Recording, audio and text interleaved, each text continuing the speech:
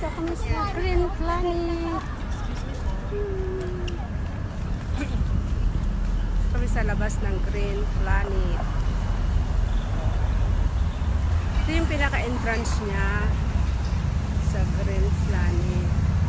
Ito na yung pinaka-whole building niya. Yan. Kaya hindi na kami pumasok kasi ang sarap ng ng hangin. Ito yung Burj Khalifa Emaar. Oh. Diba? Ito yung pinaka-entrance ng Green Planet. Yung daming gustong pumasok sa loob. Yan.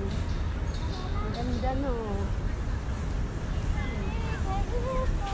Ayun, nagpa-picture sila, oh.